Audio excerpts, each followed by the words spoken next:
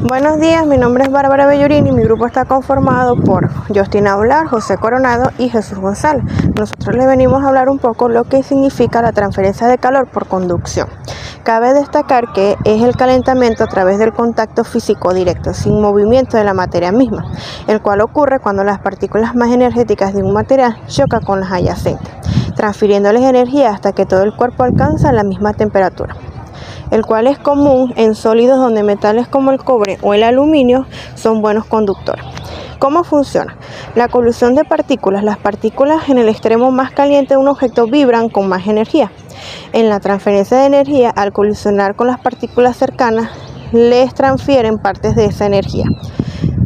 Prolongación.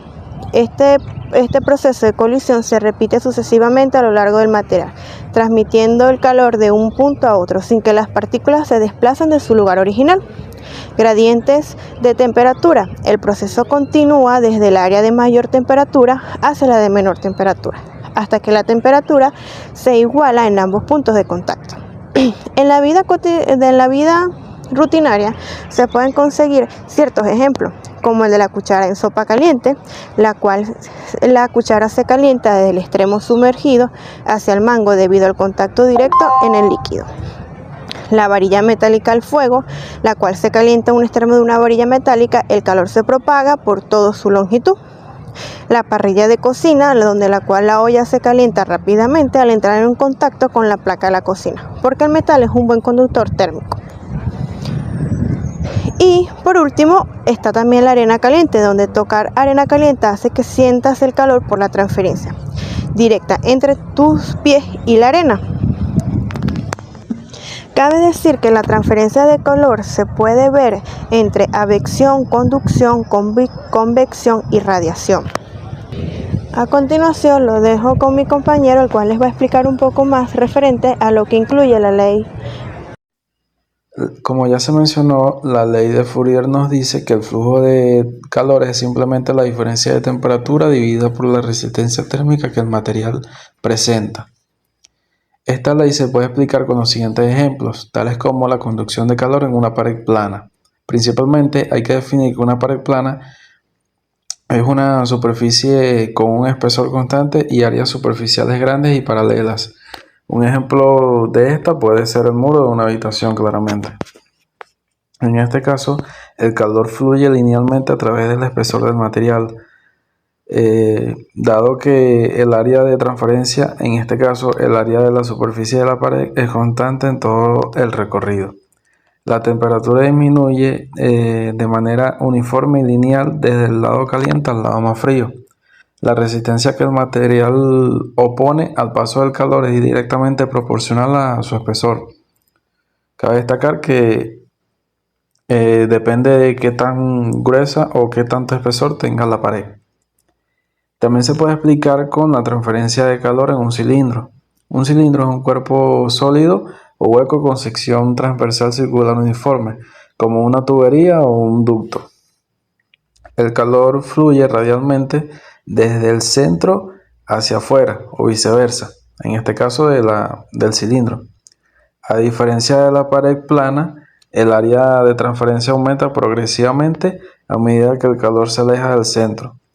Este aumento en el área provoca que la temperatura disminuya más rápidamente cerca del centro y más lentamente hacia el exterior. Para el cálculo de su resistencia térmica debe incluir este cambio progresivo de área. Una esfera, como se puede también tomar otro ejemplo de la esfera, una esfera es un cuerpo tridimensional perfectamente redondo, donde todos los puntos de su superficie son equidistantes de su centro. Para el caso de la esfera, el calor también fluye radialmente desde el centro hacia afuera o viceversa. En este caso, el área de transferencia aumenta muy rápidamente con el radio. Este crecimiento acelerado del área hace que la temperatura caiga de forma más pronunciada y concentrada cerca del centro que las otras geometrías como la pared y el cilindro. Esto indica que el calor se esparce de manera muy eficiente a medida que se dirige al exterior. El calor, como la segunda ley de la termodinámica nos dice, el calor siempre va desde el lado más caliente al lado más frío, o donde haya más presión. La conducción de calor en estado estacionario se da cuando la temperatura de un objeto no cambia con el tiempo, mientras que la conductividad térmica puede variar con la temperatura en lugar de ser constante. En estado estacionario, el calor fluye a una tasa constante, a diferencia del estado transitorio donde la temperatura cambia con el tiempo. Cuando la conductividad térmica varía, la solución matemática de la transferencia de calor se vuelve más compleja. A menudo requiere de métodos de simulación. La conducción de calor en estado estacionario se define como las temperaturas en todos los puntos de la materia permanente constante con el tiempo. El flujo de calor es constante, no cambia con el tiempo. Un ejemplo podría ser una barra de metal con un extremo caliente y el otro frío, alcanzando un estado en el que la temperatura en cada punto de la barra no varía con el tiempo. Una vez alzando este estado, la tasa de transferencia de calor será constante. Conductividad térmica variable. Se define como la conductividad térmica de un material no es constante, sino que cambia en función de la temperatura. Un ejemplo vendría siendo en semiconductores. La conductividad térmica puede variar en la temperatura de una manera específica, por ejemplo, una función lineal.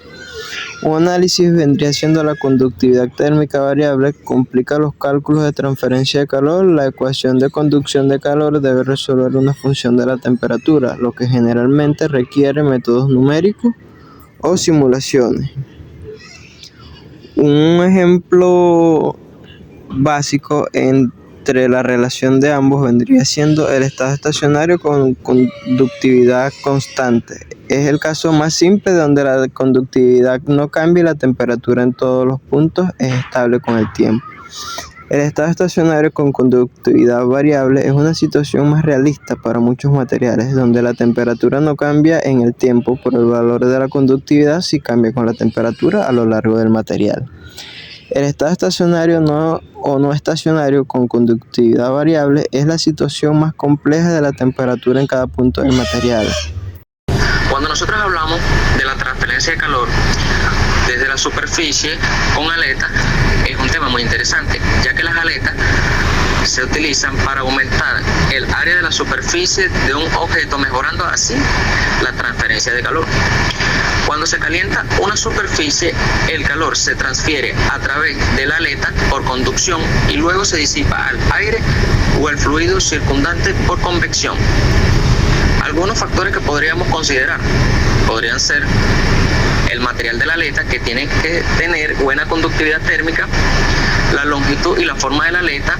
Mientras la aleta sea más larga, puede mejorar la transferencia de calor, pero también pueden aumentar las resistencias térmicas si son demasiado delgadas. Y por último, tenemos el fluido del aire o el flujo. Un flujo puede ser más rápido al aumentar la tasa de convección.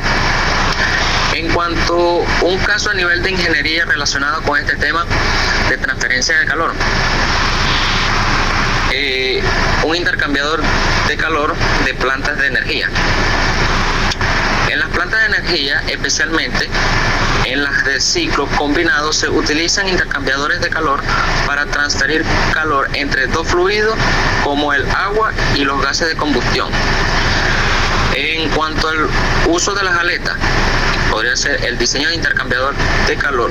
Los intercambiadores suelen tener tubos con aletas en su exterior. Estas aumentan el área de superficie disponible para transferencia de calor entre el fluido caliente, que vendrían siendo los gases de combustión, y el fluido frío, que vendría siendo el agua. La conducción y convección. El calor se transfiere desde los gases calientes y las paredes del tubo, que vendría siendo la conducción, y luego a las aletas. Finalmente, el agua que fluye por dentro de los tubos absorbe el calor, que se vendría haciendo el paso de la convección. En cuanto a la optimización de este proceso, los ingenieros optimizan el diseño de las aletas para maximizar la transferencia de calor, considerando la velocidad del fluido, el material de las aletas y la geometría para asegurar un flujo adecuado que minimice la resistencia y maximice la eficiencia. En cuanto a un resultado, mediante este proceso, un intercambiador de calor bien diseñado puede recuperar una gran cantidad de calor que de otro modo se perdería, mejorando así la eficiencia general de la planta y reduciendo los costos operativos.